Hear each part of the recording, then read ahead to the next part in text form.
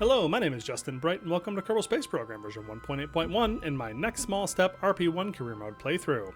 And here we are, picking up right where we left off with Johnny Flores and Lisa Kim. They are doing our Apollo 8 impression and flying around the moon, although we are doing a straight-up flyby and not taking a moment to park in orbit, because our service module just can't hack it. But anyways, hopefully we will suffer a far less ignominious fate as our previous astronauts because we have packed on a much larger heat shield, but we will have to see how that goes. Let's get to it, shall we? Alright, so we're just doing a little bit of an adjustment of our trajectory. I didn't think to check this, so I'm glad that I kind of came back and did, but we are just reducing our lunar, or increasing our paraloon to about 50 kilometers because we were on an absolute impact trajectory, and that is much easier to fix way out here than it is a lot closer. So that is that, and then once we hit the lunar sphere of influence, we will go ahead and make those changes, make that burn. So we are holding position, and I'm trying to remember if I told you guys about you've mentioned that you like to hear about astronaut shenanigans. And as we are flying out on this mission, we've got just nothing but time to think and work on stuff, work on our science and work on our flight plans. Did I tell you about this corned beef sandwich incident? So on Gemini 3, that was the launch of John Young and Gus Grissom.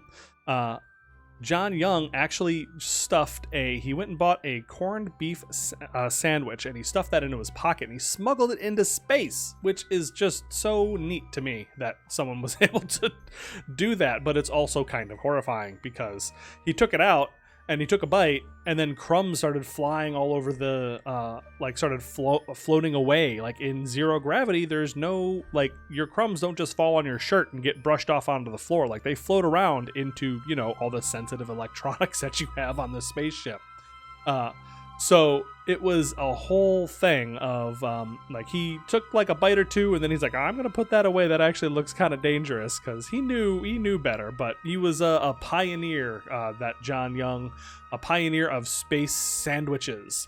So it led to a whole lot of really interesting stuff. Like, it's kind of funny to think about now, but back then it was absolutely serious business. There was like a whole review in front of Congress and all this other stuff, and they eventually had they had to testify in front of Congress and kind of explain themselves and talk about safety concerns and other issues with crumbs interfering with spacecraft operations. The senior NASA officials testified, that is. And it led to an amazing quote that I will end this on, that George Mueller said, NASA's Associate Administrator for Manned Spaceflight. He says, "We have taken steps to prevent the recurrence of corned beef sandwiches in future flights." So yeah, there we go. The corned beef incident on Gemini 3. And just in time for us to arrive in the sphere of influence of the moon. So we are whipping around here, and we have a nice low 50-kilometer paraloon, and we are going to try to turn that into... Heck, did I go the wrong way? Oh dear.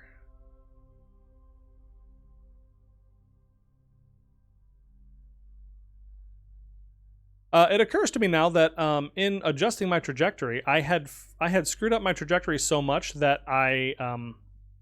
when I adjusted it to like just outside of the moon's surface to get a low paraloon, I pushed it to the wrong side. Like, I had messed up my trajectory so bad that the closest paraloon was on the wrong side of the moon. So yeah, let's go ahead and fix that. This is one of the reasons why I brought our TransStage with us, so that we can fix screw-ups like this.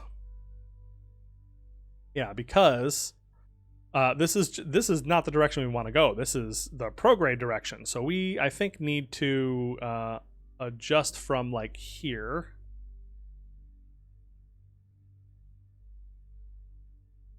Let's see, in like 15 minutes,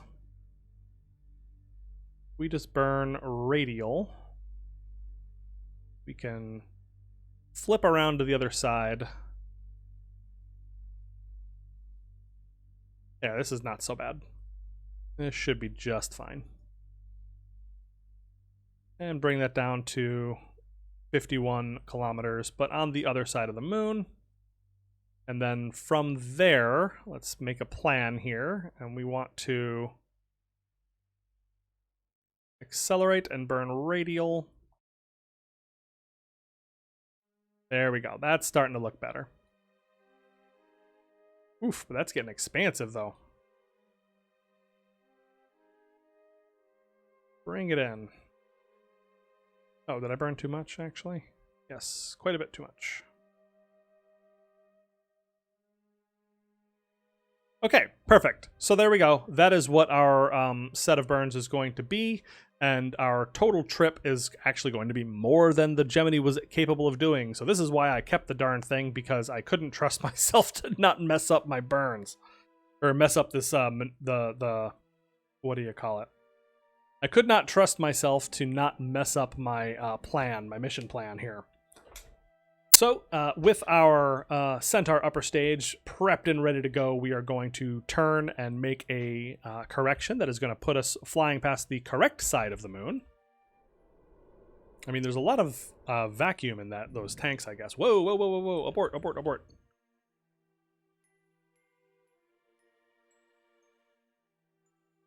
That was not great.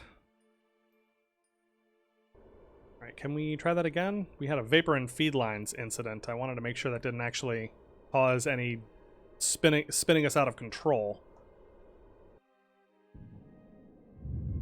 Oh my gosh, what is wrong with you?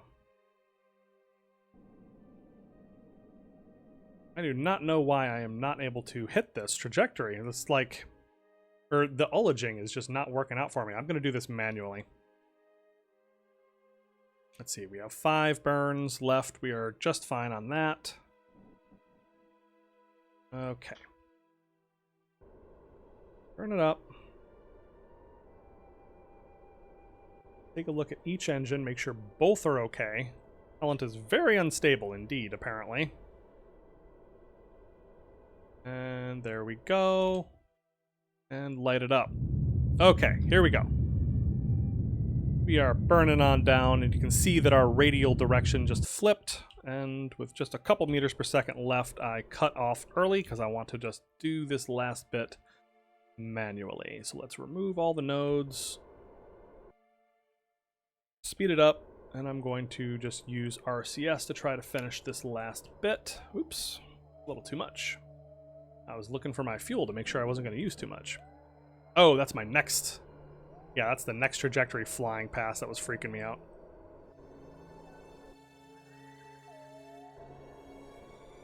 Alright, so we have just a little bit using up our HTP, but that's not super important.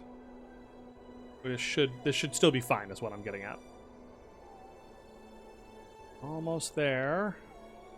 I probably should have finished this with my actual engine. 7, 6, 5. Okay, there we go. That should be enough to do maneuvers to make sure that we can actually get to point on this last burn, because that is the last thing that we need to do. Okay, so rescued that so far. So let's, at our Paraloon, we are going to point a little bit this way and a little bit that way, and then start seeing what that does for our Earth perigee. Oops, that's not right. This purple one is what we're looking for.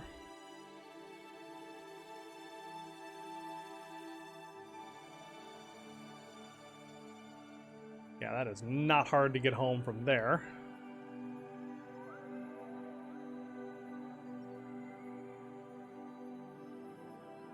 Okay, so that is what we are looking for. That is going to be a nice spicy return that should, in theory, be safe, maybe. Well, I suppose we're gonna find out if this works, if this is right or not. But this looks like it should be correct. Goodness gracious.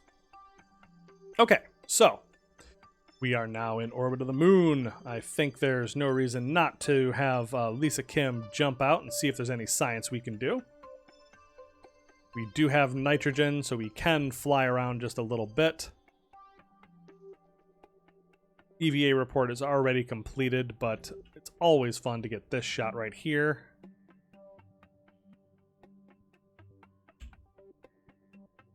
Even with the big goofy collar on our Gemini. But yeah, just flying through, inspecting the spacecraft, see if there's any residual damage to our big Centaur upper stage, although I don't think you're supposed to go back at the business end of these rockets on EVA, but you know. Everything looks fine here.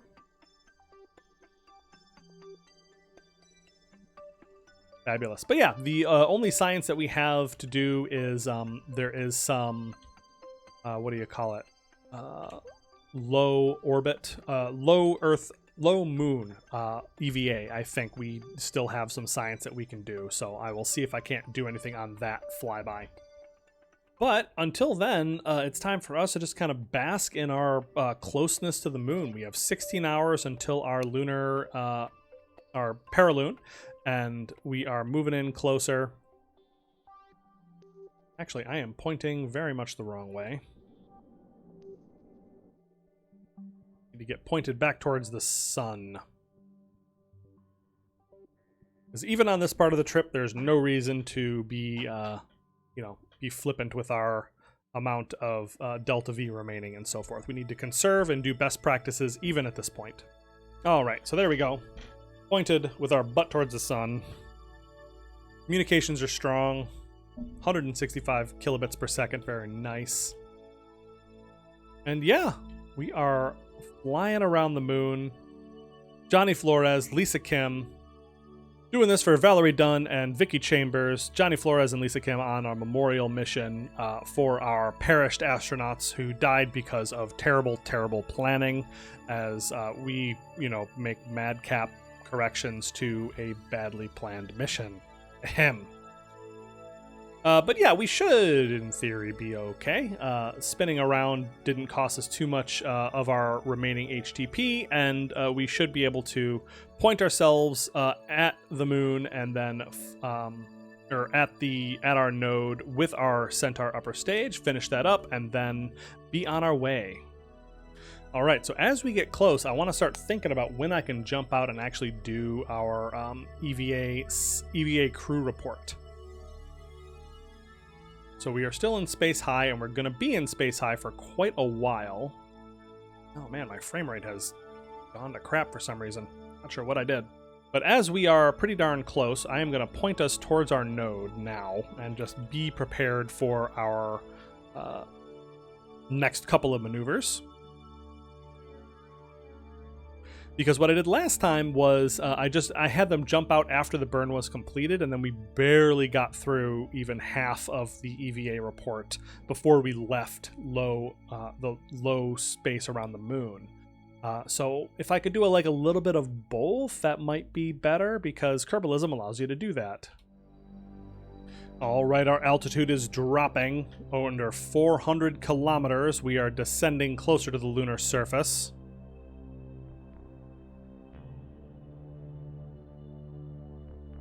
Nearly 300 kilometers, still space high. I think it's like 150 kilometers is where space low actually is. And we have 8 minutes until we get to our intended node for burning back home. And we definitely cannot miss that. Now, I'm just kind of like watching this current biome tracker to tell us when we flip down into space low. We have 6 minutes left here.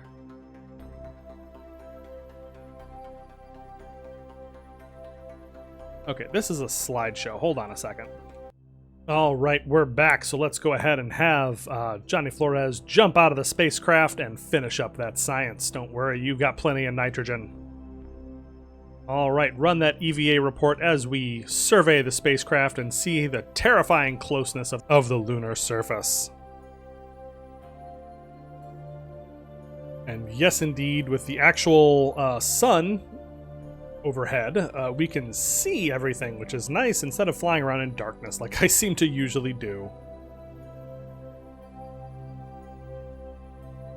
But yes, Johnny Flores has really come a long way from being one of my X-15 pilots that I hired kind of in a hurry after my first class of test pilots retired, which is a totally normal and natural thing to do. You're not expected to carry your first astronauts through the entire game because of the way that they retire.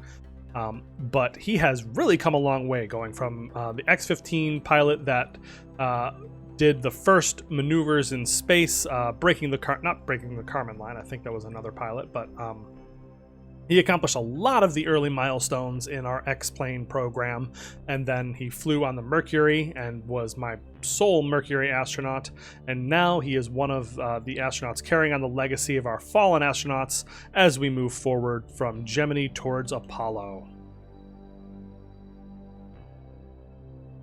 All right, so that science, I believe, is now finished, so let's go ahead and get back in.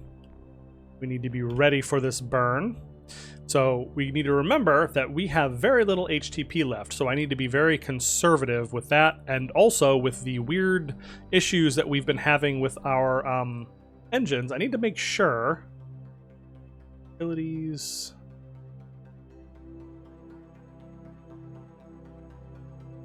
Prevent unstable ignition is on, so I was worried that might be off, but that looks like that's not actually the case. I was hoping it was a nice, easy solution, but, you know, so it goes.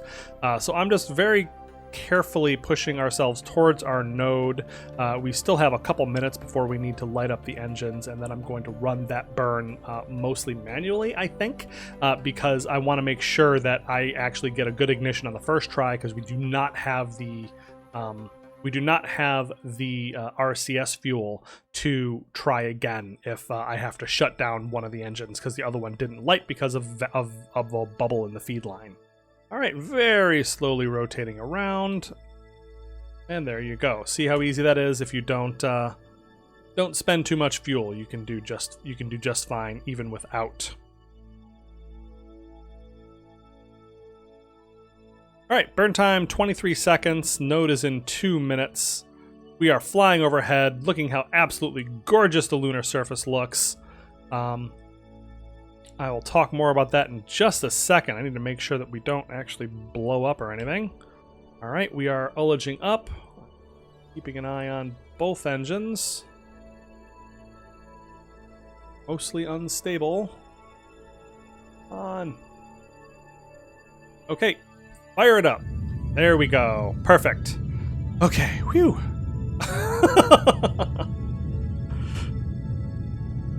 Yeah, so we're just going to run this completely manually as we fly overhead, making sure that we get a good...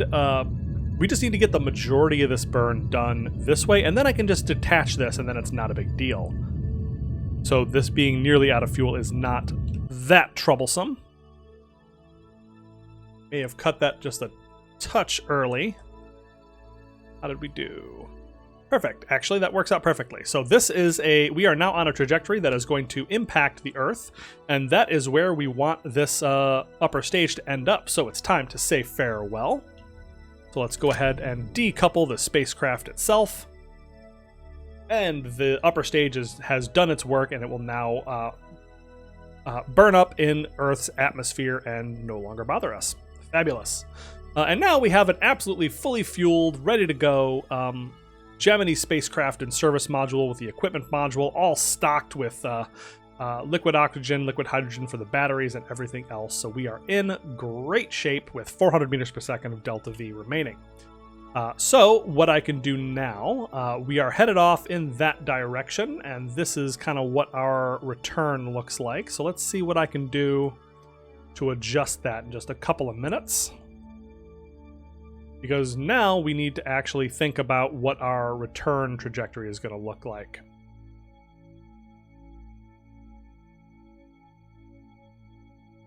So yeah, we're looking at something like 63 kilometers above the Earth's surface. That is what I'm going to plan on, and that is just a 5 meter per second adjustment.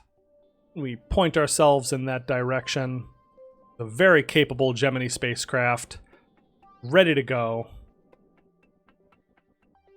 And let's just execute that node as we fly away from the lunar surface, which this looks that gorgeous because of the latest updates to Real Solar System. People have asked a bunch of times like why my planets look so amazing, and that's just all it is. And this is not like brand new or anything, but like I'm using the latest master of real solar system and the attendant real RSS textures file.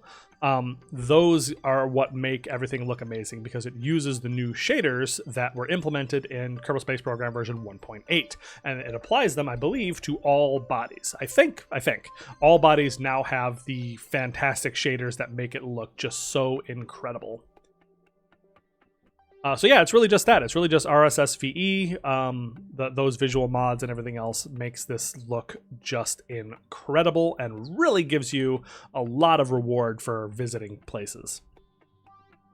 All right, so there's no reason not to point our butt towards the sun once again. This shiny foil will help reflect some of the sunlight.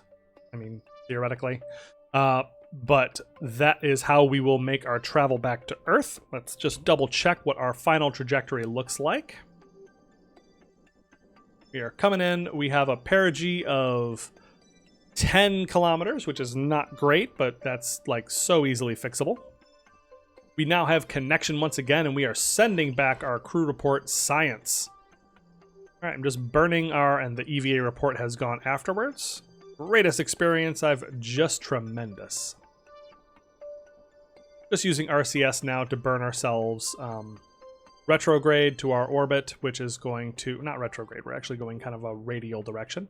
But I'm just using RCS to burn ourselves backwards because this has plenty of that.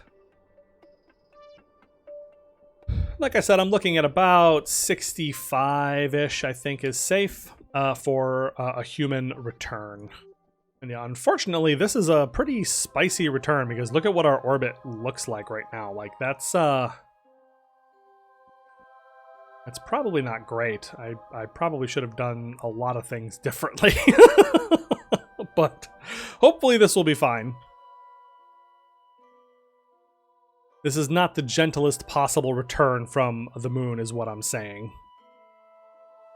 But yes, as we fly away, we are hopefully carrying the dreams of all humankind with us as we return back to Earth and see if we can indeed do this safely. We'll see if I, as a person and a player, can actually plan one of these missions without killing my astronauts. Still very much to be determined. And we are heading back down, and yeah, like I said, this is going to be a fairly spicy return. But we'll see what the difference is on our total velocity when we get into low orbit. And it looks like we are also coming the wrong way around, kind of. So we are actually going against the rotation of the Earth, which I think adds like another 100 or so meters per second of velocity, which is not awesome. But I think it should, again, be fine because we actually have the proper heat shield. So I guess we're going to see about all of that. I could also burn this whole upper stage here, now that I'm thinking about it, as we get a little bit closer. Yeah, because we have a 1.2 gigameter apogee, which is, like I said, very spicy. We can see Africa centered in our view as we descend down towards Earth. I make sure the clouds are actually enabled, which, you know, puts clouds on and makes it look even more fantastic. And we descend down, and yeah, I'm going to do a retro burn with our service module as well as with the actual retro rockets. We are about an hour away from our perigee, so we are slowing down our time warp as we see South America, the Caribbean, and Florida where we left Earth. All right, we are crossing through the radiation belts. 10 minutes to our perigee, so it's time for us to start preparing. So I am going to say orbital retrograde here. All right, and I'm just firing our thruster at this point and starting to reduce our velocity a little bit here. So I'm going to force roll to 0 degrees so that I can see this a little bit better. switch to the free camera so we can actually see this properly. And you can see we are doing a good job on reducing our apogee here. Very easy to do with the Oberth effect and also with an apogee that was that high. I'm going to kill our rotation now, and I'm going to actually adjust a little bit up. Not down, but up, I promise. There we go. And that way I can keep our perigee as high as I want it. So I'm just going to be adjusting that. So we need to burn more radial to maintain our perigee, because we still want to be at about 65, but we're also pointing in the retrograde direction. There we go. So now we're increasing that and also decreasing our apogee as well.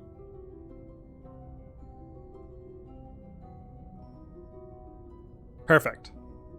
So yeah, just keeping that balanced as we reduce our perigee. And that should do it, actually. I'm not going to fuss about burning for the entire 5 minutes that I have left on this engine. This has brought down our apogee significantly, which will reduce our orbital speed when we touch the Earth's atmosphere by a little bit.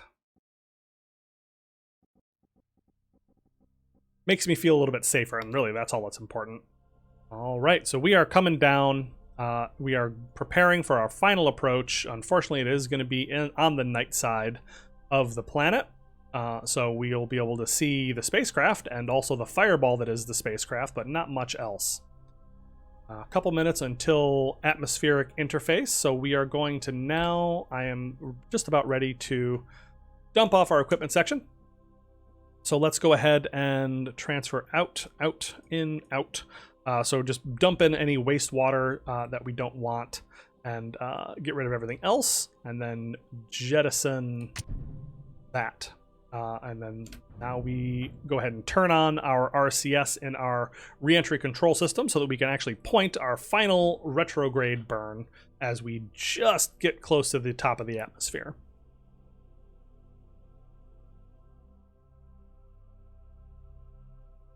300 kilometers. We're coming down to 250 and 200 kilometers. Perfect. So I am going to point orbital retrograde using our precious RCS fuel there. Closing up the antenna, and we are firing our retro rockets. That is going to shed even more of our velocity, just like not even 100 meters per second. But I like to, use up all the tools that I've brought with us at least. We are very close to the top of the atmosphere now. We are just waiting for this engine to cut out, and then I will be rotating and kicking off all of this extra garbage. Turn. And jettison. And now we are going to be pointing into the surface retrograde direction as all of this adapter business flies away, and we see now we have a big chunky heat shield that will hopefully protect our crew on our way back down. With a heat shield this large, and we are now in the atmosphere, by the way, with a heat shield this large, I probably don't even need to do the full lifting re-entry thing, but let's play with that a little bit anyways, just to see how that goes. Execute this. I want you to actually do the things. I have to fight with this because I'm never sure if it's actually doing it right. And I don't know if that's just me or what. Right, let's get those things on and turn on descent mode. As we get down into the atmosphere, we can see the heating is beginning. Angling off and kicking off that at a little bit of an angle seems to have paid off because nothing actually hit us on our way back down, which is great. You can see that exploding from atmospheric friction already. We are executing the RCS maneuvers that are going to keep us oriented and level. 0, pitch off, execute. There we go. You can see now we are pushing up to the top of our retrograde marker. burning off a good amount of our RCS fuel to hold this orientation, which is giving us a little bit of lift, which is going to reduce our vertical speed a little bit more than just the natural reduction that we get as we approach our perigee. So I think that's how that works anyways. You can see it's lifting our perigee now because we are rising up a little bit and actually getting some lift. So that's actually working fantastic. We are down to 65 kilometers and we are fully in the airstream now. We are really slowing down. We have got 1, 2, 4, 5 Gs of re-entry. Deceleration is happening, burning off a good amount of ablator, but we seem to be doing well and safe so far. Our fuel reserves are holding. Our perigee is still rising. I think it's time now to turn off descent mode and roll around 180 degrees.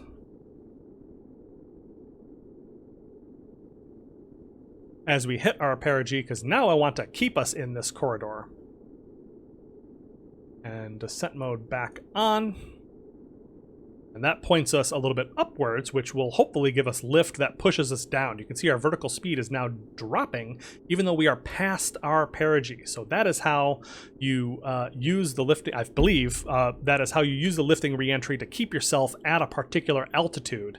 You can roll back and forth between 0 and 180 degrees to adjust what your trajectory is so that you are always going, forward into the airstream, but tilted slightly so that you can get free lift in one direction up or direction down, and that will keep you in your corridor to give you a safe reentry so that you're not dropping too fast or bouncing off the atmosphere, which would either of those scenarios can be absolutely disastrous.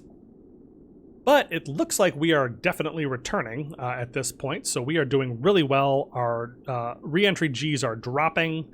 I think we don't have to worry about this, so we can turn off descent mode. Our ablator usage is dropping, and we used less than 100 units of ablator on this big chunky 3-meter heat shield, which I am pretty darn happy about. Do a final rotation to get us into our final re-entry position. We are just going to be following this retrograde marker back home. I don't have any issue with that or where we're rotated. We can honestly turn off our RCS for a moment and just allow our aerodynamic stability to carry us home. Looks like we are going to make a landing. We are somewhere over the Earth's tropics.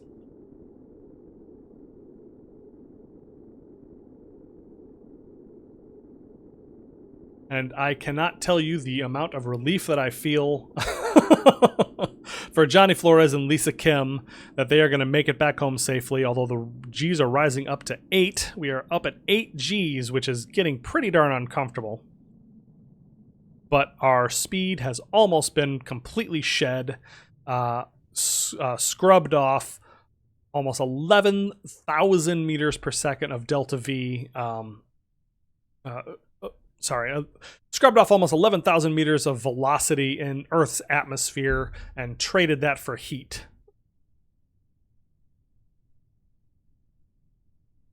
And now we descend nicely. So fantastic. Let's go ahead and arm the drogue chute, which will slow us down a bit. All right, our drogue chute has deployed, and that is slowing us down quite a bit.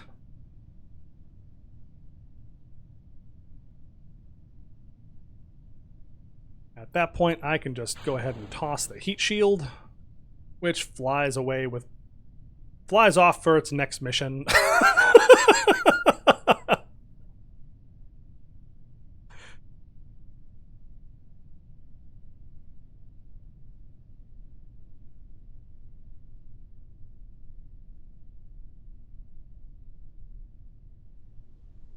Drogue chute is snapped off, and then we deploy our main parachute.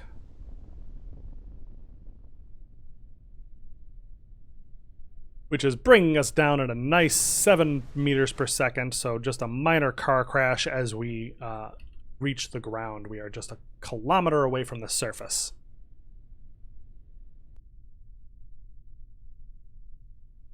"200 meters from the surface, and we are now flying over water somewhere. little hard to tell, but it looks like we are going to do a water landing indeed, and we are just about ready for Johnny Flores and Lisa Kim to return triumphant from our lunar flyby after a disastrous flight previously. But we are bringing it back. Our space program is back on track, and we have proved that we can make it happen with the Gemini space capsule. Splashdown and party time, apparently.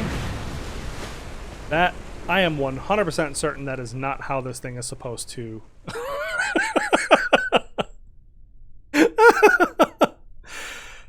Johnny Flores showing off again, putting the Gemini space capsule on its head. That seems incredibly uncomfortable, but who am I to argue with Johnny? Contract complete, crewed lunar flyby. The crew is alive and well after the mission. Congratulations, the first humans who have seen the moon from up close and survived. This is an historic day and gets us 1 million funds, which brings us back from the brink. Fantastic mission. All right, Johnny Flores and Lisa Kim seem to be doing well. They're healthy after their trip, and they freaking loved it. So they're each going to stick around with the space program for another 3 years because of that mission. So they are really into that, and that is just fantastic. That means we don't have to... I was a little bit worried we were going to lose Johnny Flores, but Lunar Flyby got him back on board. Got a little bit of science. Very nice, very nice. 4 XP gained. Not quite ready for the next assignment, but... And not quite ready to get level 2, but that was a fantastic mission nonetheless. All right, just a couple of hours now until we finish up our research and development facility. That upgrade that we have queued up not too long ago. We are building things really rather quickly at this point. But as the sun rises, we are about to see our research and development times go down pretty dramatically. Yep, shaved about 8 days off of that first space station prototypes research. Upgraded the model to the final looking model, the maximum level appearance anyways. Although we do have a couple more of these upgrades yet to do. So yeah, very cool. So that's done, and that gives us a faster global research speed, which is great. We also have finished up mature capsules. That's right, we have the technology for Apollo. So let's go ahead and get that unlocked, because I think it's kind of a foregone conclusion that I'm going to use at least the capsule. Yeah, I don't know why I wouldn't at this point. I've been rolling pretty closely on the NASA stuff, so there's no real reason why I would want to kind of bail out of that now. But first, let's pick up the Gemini Lunar Heat Shield. Fabulous. That didn't cost us anything, but, well, except for the lives of 2 astronauts. Let's see, what else? There's also the Gemini B adapter and retro module, which is super exciting because this is like the big Gemini model, which I believe was another one of those advanced Gemini concepts that we could, in theory, use for lunar operations. Oh, well, that's an interesting thought. Yeah, because in theory, I think that these could be used for early space stations and also for... better lunar operations, which very, very interesting. Yeah, I'm not sure if we could use these bits to replace Apollo, although I could just roll my own service modules and all that stuff. But yeah, I'm going to put some more thought into it, and I'm not going to decide now about whether I go Apollo or if I just keep going Gemini, because we're not quite there yet, so I'm not that stressed about it. But yeah, it's hard to argue with Apollo because it is the next thing in line, and that is kind of what this what RP-1 builds you towards. But yeah, we'll see how it goes. All right, here we have on the pad another glorious day for launch of a Titan 3E. 3, 2, 1. Ignition and liftoff immediately on those tremendous solid rocket boosters. Launching up our Pioneer Venus 3 spacecraft up into orbit, on its way out to Venus to try to make up for the fact that I can't seem to get the landing to stick. But yes, so this is indeed our Pioneer Venus 3 payload. I have redesigned the spacecraft based on everything that I've learned from entry, descent, and landing over my last couple attempts in Earth orbit specifically. So I've taken those learnings and I have applied that to this spacecraft, which has all the new stuff. Basically all the same science that we had on the last one, but hopefully it'll actually, you know, survive and all of that. Yeah, so we are up and away. The Titan 3E just as wonderful as ever, but I had picked out pretty far in advance a very specific launch window that would be able to indeed get us there in a grand total of the right amount of time. So basically this is leveraging the fact that the Titan 3E has a pretty tremendous throw weight that it can use to push further and faster. So I've selected a transfer window that is going to be maybe a little bit dicier, perhaps, but the combination of the much bigger launch vehicle and a more capable upper stage with new technology and the new level 3 RCS and all of that means that we should, in theory, be able to, or getting into orbit and doing those orbital operations. All right, so we have just another 10 seconds or so until our boosters cut off and we disengage those. But yeah, so this should be our last attempt to actually nail that launch or this contract, because it has a relatively generous deadline, but it was kind of a weirdly timed one where I couldn't do the easiest launch window, the lowest delta V launch window. I had to pick one that was a little bit closer, and we are firing up our LR-87 booster and then disengaging our massive solids. Fantastic. I've been told also, by the way, that I'm accidentally doing this correctly. Like, you're supposed to light up this engine and disengage these boosters when your thrust to weight ratio goes below 1, and I've been doing that accidentally just by picking my arbitrary time. So, hooray for me! So anyways, yeah, this trajectory is a little bit dicier than normal, but I basically put down, like, okay, so if I want to do this, I need to be able to do with an upper stage and a throw stage that has a grand total of 8.6 kilometers per second, and that will give us a 236-day transit, and based on what today is, we should have, like, 240 days left until the contract expires. So, in theory, like I said, this should get us there, but, you know, there's obviously no guarantees. There's a million different ways that this could fail between here and there. So I guess we'll find out. All right, so just time warping ahead a little bit to get us up into orbit.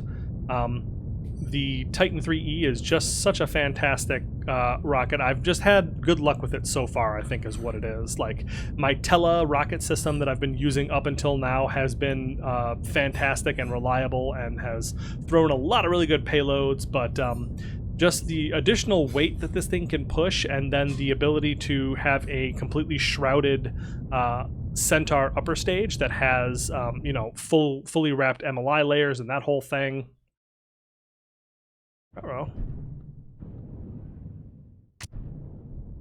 Gosh, I'm glad that didn't fail. I had my staging messed up. Woof. Yeah, so... Gosh, that was actually a little scary.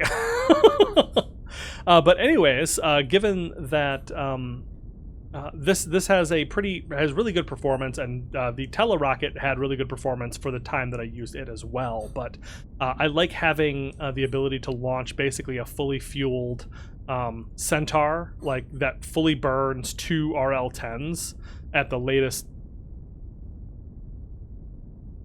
tech level. That's fantastic, and that really helps.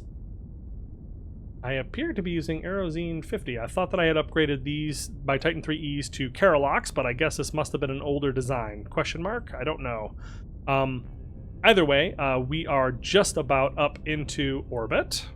And we have accepted the Venus landing and Venus orbital science probes, because this is I wouldn't call this contract repeatable. I'm not sure how many times that I can do it, but I can definitely do it at least one more time, and it is a very easy one to get, so it's going to very easily pay for this, this mission.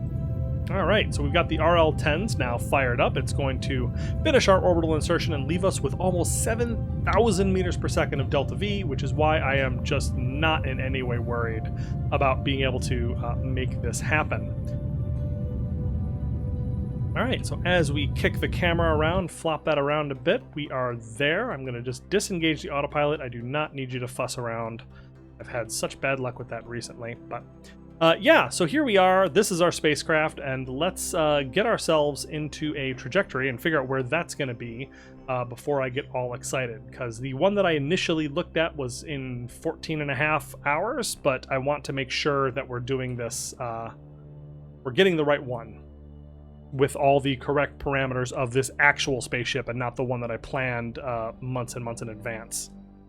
All right, so I've narrowed the window down here pretty darn dramatically. So basically, if we reset this, we are like right up in here, and this is where I had to select from to get there fast enough, basically, because we need to be able to make the transit in enough time to actually arrive before the contract expires, because taking the anything down this far is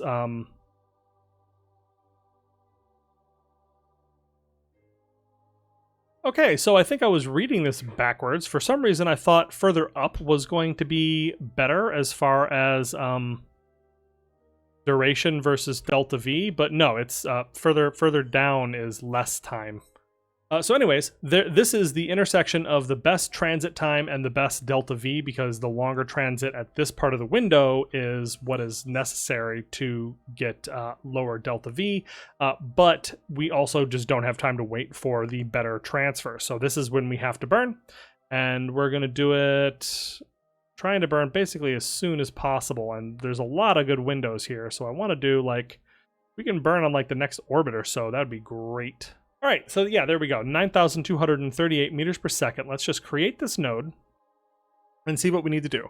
It looks like we have a 5,386 meter per second exit burn, but that's also fine because this thing is packing the heat, as it were.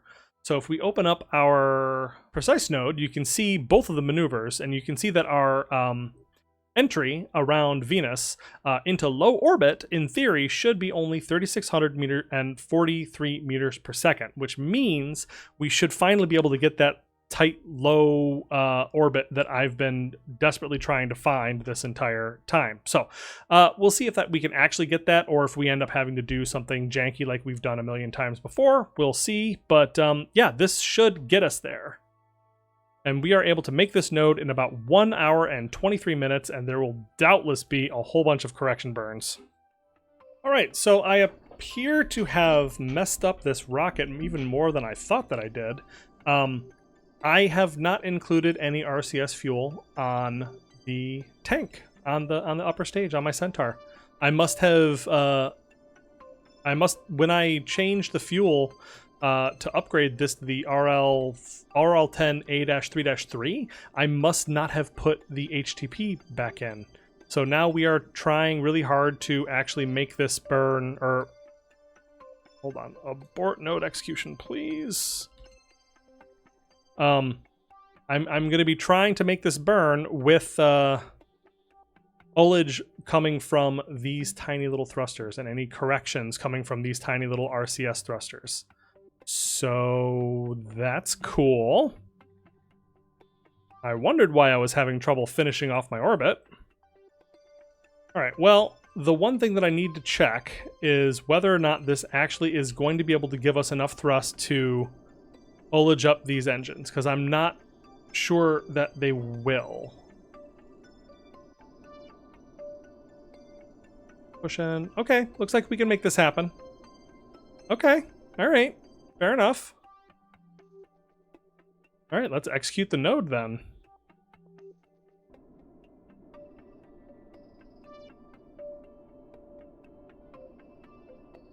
Doing that ullage again. There we go. We have ignition and we are off. Fantastic. I haven't even used all of my fuel, just some of it. All right, so we have a good like 5-minute, 6-minute burn, so there's no way that this is going to be off in any way, right? But in the meantime, let's take a look at our new spacecraft, which is basically the same as the old spacecraft. So we have, once again, Aerozine 50 and NTO, generic thrusters and RCS on this upper stage, which is going to be giving us lots of good propellant in the on the way out there, and also when we arrive. I have the same science experiments, although I have trimmed down the number of science experiments that I have on here to comport with the discovery that we've made about Kerbalism, where if you only need the latest version of a particular science experiment, you do not need to have any duplicates of any kind. Same big dish, same big solar panels, basically. I think I adjusted these slightly to make sure that we have exactly as much power as we need. I was able to shed a little bit of weight up here. So what I've done is I've given us a 0.625 meter lunar rated heat shield, which is it's the same size as it was before, but it looks so much bigger because the probe itself is a lot smaller.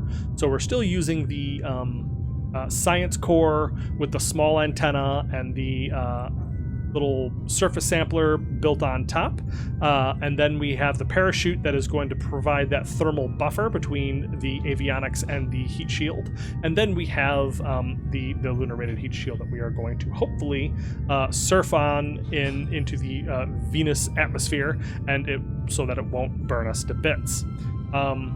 Otherwise, this is basically the same mission as you've seen me fail on twice before. Fingers crossed that this one works a little bit better.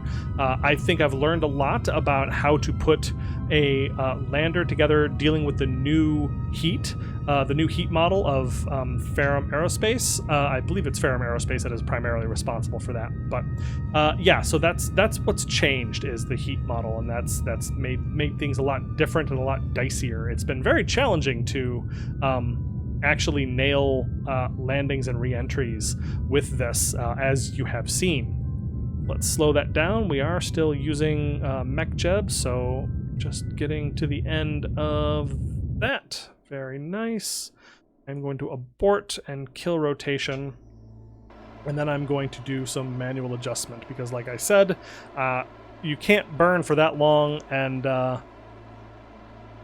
get it and expect to get it exactly right, I think. Set guidance. Fine-tune closest approach. Yeah, that would work. Node is in 167 days, though. Well, I could use that, but I'm hoping to get that done now. Man, we are having... Yeah, it's almost like I'm trying to use this tiny little upper stage thrusters to guide this massive Centaur. Ugh. Alright, so yeah, we have a fairly easy maneuver that we can do to get ourselves on a better trajectory, so let's just plan for that. Alright, just coming up on the burn, which will be quite short. Engines are fired up, and there we go. Perfect. So I think from there, even if that isn't perfect, which it... Oh, it is. Wonderful. Fantastic. That's awesome. Yeah, so that is going to be that. So let's go ahead and make sure we are all set for this travel. We're going to extend our solar panels. We are going to get this dish ready to go. All right. We are not far enough, I think, for this dish to actually be... Nope, we are not actually communicating with this dish, so we're going to go just a little bit further... rotating out like mad, and there you go. You saw our signal went up, so I am now going to make sure we are off and decouple. Say farewell to our Centaur upper stage. Verify that we still have our trajectory. Fantastic. And this time I'm going to name the node a little bit here. I'm going to put the maneuver node here. We're going to add an alarm for it. All right, I'm writing adjust parasite on there because the problem that I've had the last couple of times, let's focus target, is I've put the parasite down just kind of wherever I could get it. And I'm pretty sure that if I adjust it from far enough away, like, but still close to the planet, I should be able to get this such that we are able to put it like actually where I want it, like actually get the our parasite on the side of Venus that is facing Earth and also in the sun. I'm pretty sure we can make that happen. So I'm just basically setting myself a reminder to do that and to try that. And so there we go. We are on our way, successful so far, fantastic, on our way to Venus for the 3rd time. And yeah, so that should be great. And I think that is actually where we are going to leave it. Well, once I point us at the sun, of course. Activate avionics. Okay, yeah. It's a lot easier to direct your spacecraft if you have avionics, I have discovered. Yeah, so we are going to point ourselves at the sun and log off with that, and that is where we are going to leave it. So this has been just a fantastically successful mission so far. Pretty darn happy about it. Grab a little screenshot, and yeah, so let me know what you guys think of this episode down in the comments below. Like and subscribe, all of that, and I will see you next time.